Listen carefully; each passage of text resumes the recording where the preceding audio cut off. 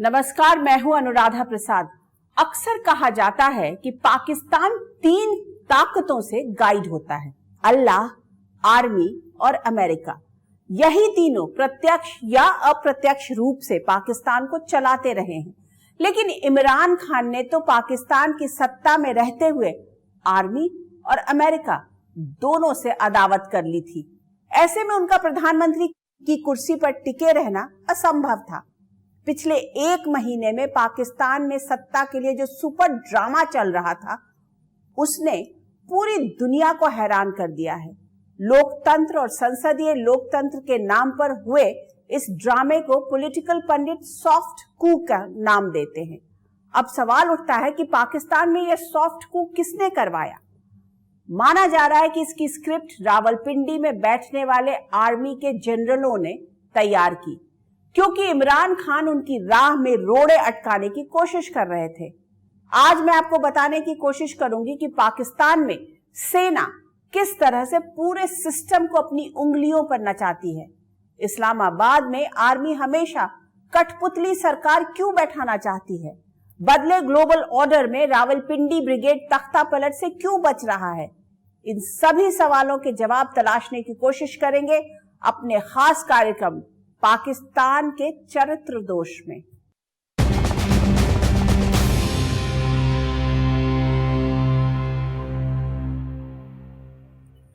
पाकिस्तान के सत्ता चरित्र में कितना दोष है, वहां संसदीय लोकतंत्र की प्रक्रियाओं का किस तरह से चीर हरण होता है, इसका ट्रेलर पिछले 2 हफ्ते से पूरी दुनिया देख रही है। आज का दिन भी इससे अछूता नहीं रहा। नेशनल असेंबली के स्पीकर असद कैसर ने दिन भर कार्रवाई चलाने के बाद कह दिया कि मैं इमरान खान को धोखा नहीं दे सकता, उनके खिलाफ अविश्वास प्रस्ताव पर वोटिंग की इजाजत नहीं दूंगा। इसके लिए कोर्ट की अवमानना की सजा के लिए मैं तैयार हूं। ऐसे में इससे समझा जा सकता है कि पाकिस्तान की राजनीति में लोकतंत्र को मजबूती देने वाली संस्थाओं के साथ कितना भद्दा मजाक होता है। पाकिस्तान की संसद में जो कुछ हो रहा है वो आदि है या अंत, इसका पता तो बाद में चलेगा। पाकिस्तान में अलग तरह की पॉलिटिक्स करने और आवाम की तालियों की ख्वाहिश में इमरान खान ने मिडिल क्लास का एक बड़ा वोट बैंक तो तहरीके इंसाफ के लिए तैयार कर लिया। लेकिन पाकिस्तानी आर्मी और अमेरिका से इतर रास्ता लेकर शायद अपने पॉलिटिकल सुसाइड की कहानी भी खुद ही लिख डाली। दरअसल इमरान खान को इस बात का इल्म है कि पाकिस्तान में सत्ता से बेदखल होने के बाद हुक्मरानों के साथ कितना बुरा सलूक होता है। शायद इसलिए ज्यादा से ज्यादा समय तक प्रधानमंत्री की कुर्सी पर बने रहने के लिए वो लगातार तिकड़म करते रहे। लेकिन अब उनके मंत्रियों ने अपने ट्विटर अकाउंट पर फॉर्मर लिखना शुरू कर दिया है, जिसकी शुरुआत फवाद चौधरी और शाह महमूद कुरैशी ने अपने ट्विटर अकाउंट से की।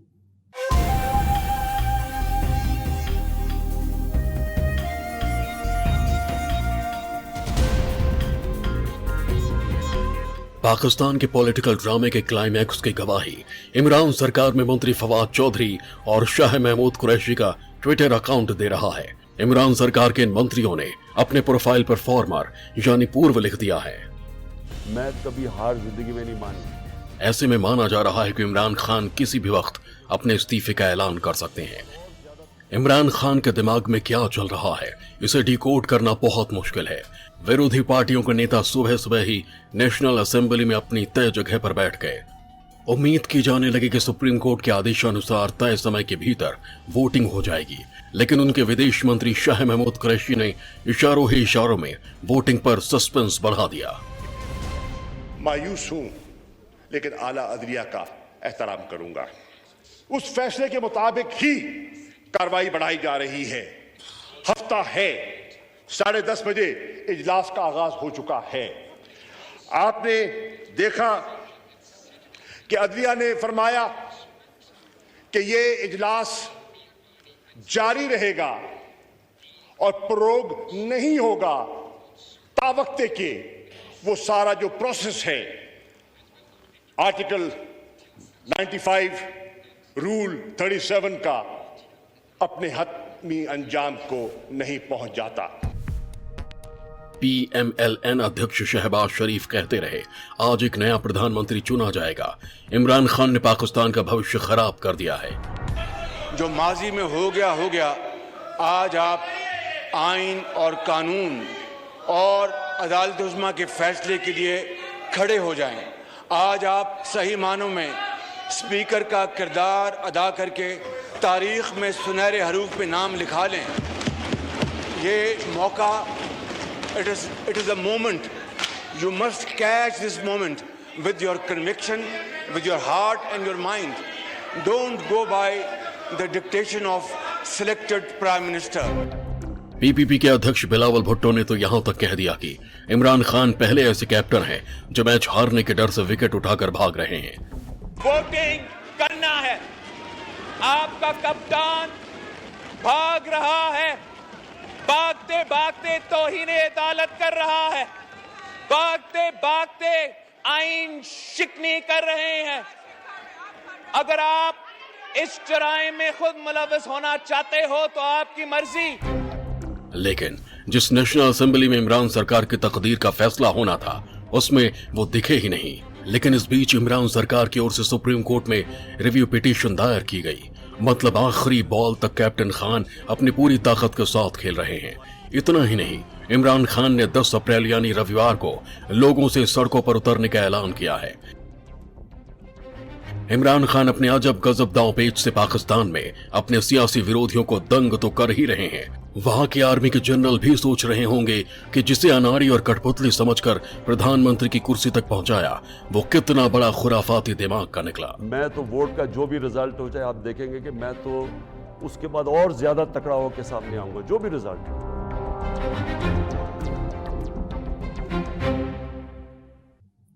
पाकिस्तान की बुनियाद ही फॉल्ट लाइन के बीच से गुजरती है।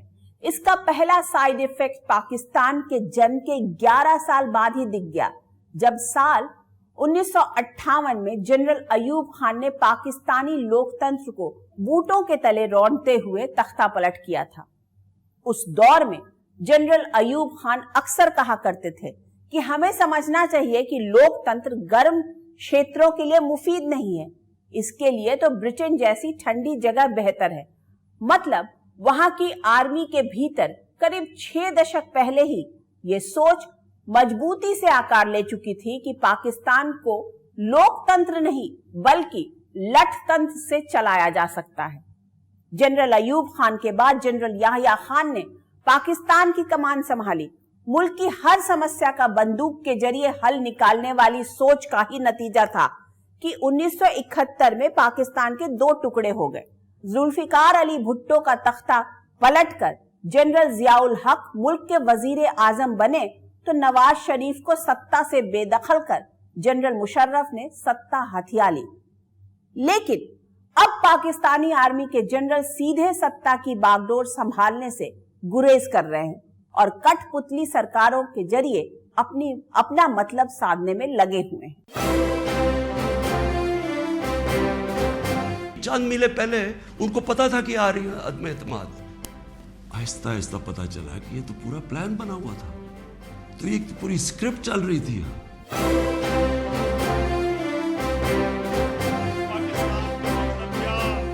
इमरान खान लगातार एक ऐसा दाव चल रहे थे जिसमें वो खुद को पाकिस्तान के आत्मसम्मान के लिए लड़ने वाले एक योद्धा के तौर पर पेश कर रहे थे। वो बताते रहे कि उनके खिलाफ मुल्क के सभी चोर एक साथ मिल गए हैं। उनको ये पता है कि इमरान खान ना उसकी कोई चोरी के पैसे बाहर पड़े हैं, ना उसकी कोई जायदाद बाहर पड़ी है, ना उसके कोई बाहर बैंक अकाउंट्स हैं, यानी कि वो कंट्रोल नहीं हो सकता।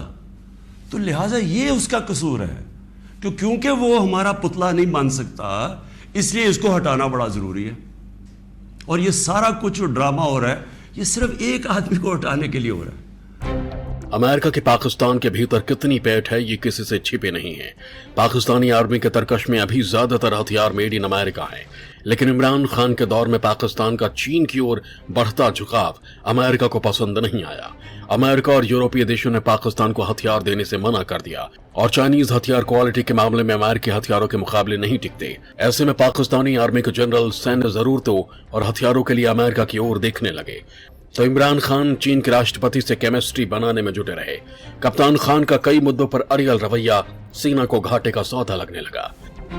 आर्मी ही शो करती है वहाँ पर, अब तक तो यही है और आगे होना भी कुछ मुश्किल, चेंज आना है, ऐसा होना बड़ा मुश्किल है मैं समझता हूँ।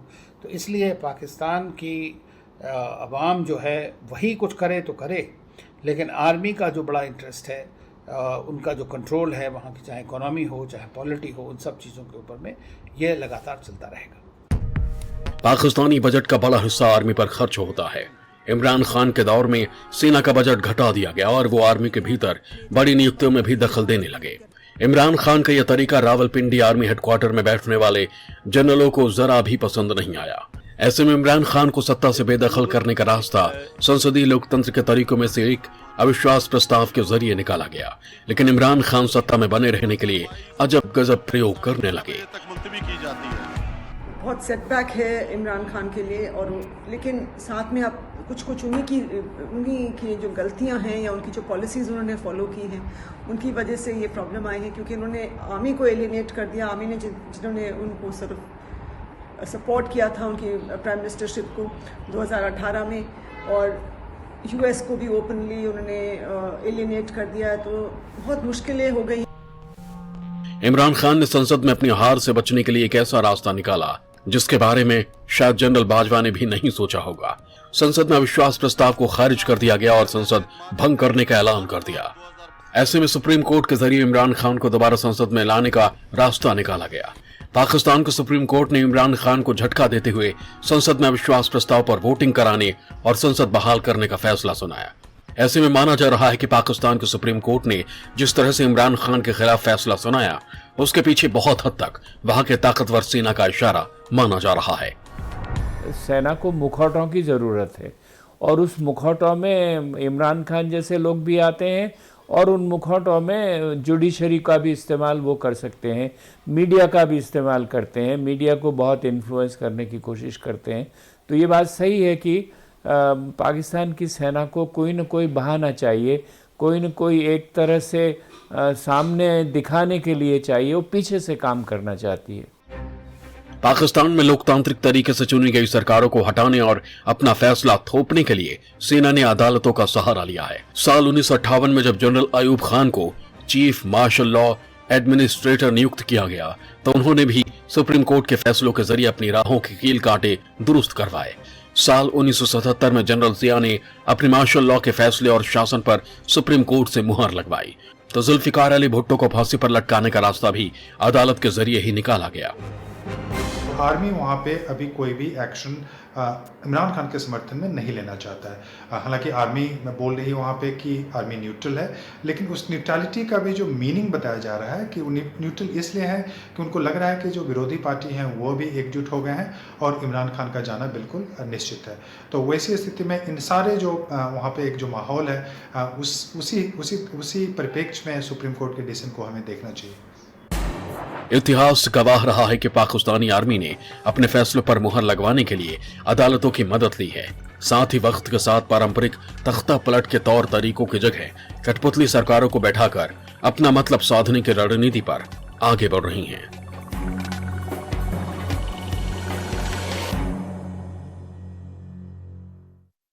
पाकिस्तान आर्मी के प्रभाव का अंदाजा इस बात से भी लगाया जा सकता है कि रावलपिंडी में बैठने वाले जनरल न सिर्फ अदालतों के फैसलों को प्रभावित करने की क्षमता रखते हैं, बल्कि अपने गलत फैसलों पर अदालतों के जरिए मुहर भी लगवाते रहे हैं। इतना ही नहीं, पाकिस्तान में कंपनियां चलाने से लेकर विदेश नीति तय करने तक में वो अहम किरदार निभाते रहे हैं। शायद इमरान खान अपनी इस आर्मी के जनरलों की तिकड़मी ताकत का सही अंदाजा नहीं लगा पाए। उन्हें लगा कि उनकी इस्लामिक राष्ट्रवादी छवि और अटैक इज बेस्ट डिफेंस वाली रणनीति की काट रावलपिंडी ब्रिगेड के पास नहीं है। लेकिन जब आर्मी को लगने लगा कि इमरान खान की नीतियों की वजह से अमेरिका से रिश्ते खराब हो रहे हैं, तो बात बिगड़ने लगी।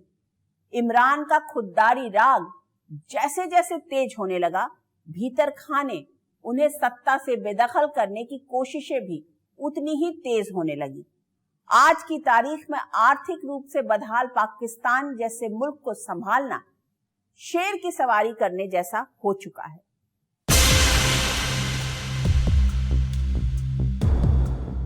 जनरल बाजवा अच्छी तरह जानते हैं कि पाकिस्तान पर कर्ज का बोझ कितना ज्यादा बढ़ चुका है। रावलपिंडी के शानदार दफ्तर में बैठने और कई एकड़ में फैले आलिशान बंगलों में रहने वाले आर्मी जनरलों को भी अंदाजा है कि अंतर्राष्ट्रीय स्तर पर पाकिस्तान के साथ कोई खड़ा होना नहीं चाहता है। ऐसे में आर्मी तख्ता पलट का कलंक अपने सिर लेकर मुल्क की हालत और खराब नहीं करना चाहती। तो उनको ये भी लगा कि ये तो बिल्कुल useless kind of prime minister उनके लिए है। तो मैं समझता हूँ कि उन्होंने इन सब बातों से, इंटरनल जो डायनेमिक है उससे उन्होंने ये किया कि हम आपको नहीं चाहते हैं, और उसके चलते छोटी मोटी पार्टीज़ जिनको ला करके पाकिस्तान में पीटीआई को सपोर्ट किया गया था इमरान खान को, वो सब छोड़ के दूसरी तरफ चले गए, और इस तरह से ये कहानी अब शुरू हुई है। नया पाकिस्तान बनाने का वादा कर सत्ता में आए इमरान खान अब न तो 3 में है न 13 में, लेकिन अपने 3.5 साल के कार्यकाल में उन्होंने पाकिस्तान पर करीब 18 ट्रिलियन रुपए का कर्ज जोड़कर मुल्क की अर्थव्यवस्था को आईसीयू में पहुंचा दिया है। फरवरी 2022 तक पाकिस्तान का कुल कर्ज 42.8 ट्रिलियन रुपए का हो चुका था। इमरान खान से पहले की सरकारों यानी PMLN और PPP सरकारों ने 18 ट्रिलियन का कर्ज बोझ बढ़ाया था। इन्फ्लेशन को कंट्रोल नहीं कर पाए, तो जो पॉलिसीज वो फॉलो कर रहे थे, इतना वो अपने कि मेरे जैसा कोई नहीं है, उनको लग रहा था, वो सब उसकी वजह से कुछ वो सही पॉलिसी डिसीजंस शायद नहीं ले पाए। और वहाँ जो इस वक्त हालात हैं पाकिस्तान में, बहुत ही ख़राब हालत है इन्फ्लेशन की और हर एक चीज़ की, बहुत ही लोगों के लिए, आवाम की। इमरान खान लोगों के बीच कहते रहे कि पिछली सरकारों के द्वारा लिए गए कर्ज की वजह से पाकिस्तान कंगाल हुआ है, उनकी सारी ताकत कर्ज का ब्याज चुकाने में खर्च हो जाती है। लेकिन आंकड़े बता रहे हैं कि इमरान खान के दौर में पिछली सरकारों से कर्ज लेने की रफ्तार दोगुनी रही। पाकिस्तान में महंगाई और बेरोजगारी चरम पर है, लोगों का गुस्सा अक्सर सड़कों पर दिख जाता है। ऐसे में पाकिस्तानी आर्मी के जनरल अच्छी तरह समझ रहे हैं कि कंगाल मुल्क को संभालना कितना मुश्किल है। ऐसे में इस्लामाबाद सिक्योरिटी डायलॉग के मंच से जनरल बाजवा ने डैमेज कंट्रोल की कोशिश की, अमेरिका और यूरोपीय देशों से बेहतर रिश्तों की दुहाई दी। We share a long history of excellent and strategic relationship with the United States, which remains our largest export market. We seek to broaden and expand our ties with both countries without impacting our relations with the other. Pakistani army के अफसरों की दिलचस्पी सरहद की सुरक्षा में मोर्चा संभालने से ज्यादा कंपनियां संभालने में रहती हैं। वहां की संसद में रखे गए दस्तावेजों के मुताबिक आर्मी का कुल बिजनेस 1.5 लाख करोड़ रुपए से भी अधिक है। आर्मी से जुड़े trust, petrol pump, industrial park, bank, bakery, school, university, hosiery company, dairy farm और सीमेंट प्लांट भी चलाते हैं। एक रिपोर्ट के मुताबिक पाकिस्तान आर्मी के 25 अफसरों के स्विस बैंक में खाते हैं, जिनमें 80,000 करोड़ रुपए से ज्यादा की अघोषित संपत्ति जमा है। पाकिस्तानी आर्मी के अफसरों की काली कमाई का अंदाजा इस बात से लगाया जा सकता है कि पनामा पेपर्स लीक में लेफ्टिनेंट जनरल रहे शफतुल्लाह शाह के लंदन में 5,000 करोड़ रुपए की दौलत का खुलासा हुआ था। क्वेटा कॉर्प्स के लेफ्टिनेंट जनरल रहे असीम सलीम बाजवा ने अमेरिका के एक नामी पिज्जा चेन में 22,000 करोड़ रुपए का निवेश किया है। पाकिस्तानी आर्मी के कई सीनियर अफसर भ्रष्टाचार के आरोप में सस्पेंड चल रहे हैं। ढेरों करप्शन हैं, बहुत सारे आर्थिक मुद्दों पे सेना ने कब्जा कर रखा है, उसका फ़ायदा उठाती है। और जो आम जनता में सेना की जो इमेज है वो इमेज बहुत अच्छी नहीं है। तो दूसरी बात यह है कि जो पाकिस्तान की स्थिति है आर्थिक दृष्टिकोण से, जो भी आएगा वो उसको आसानी से संभाल नहीं सकता। तो सेना ये उत्तरदायित्व भी अपने ऊपर नहीं लेना चाहती है कि वो डायरेक्टली रूल करे और फिर भी पाकिस्तान का कुछ भला नहीं हो। ऐसे में पाकिस्तानी आर्मी के अफसर लोगों द्वारा चुनी किसी भी ऐसी सरकार को बर्दाश्त नहीं करते जो उनकी अवैध कमाई के राह में रोड़ा अटकाने की कोशिश करती है। पाकिस्तान में 2 सिस्टम चलते हैं, एक आर्मी का और दूसरा सिविलियन का। लेकिन वहां सिविलियन को आर्मी के हिसाब से चलना होता है, नहीं तो वर्दी की दहशतगर्दी झेलने के लिए तैयार रहना पड़ता है।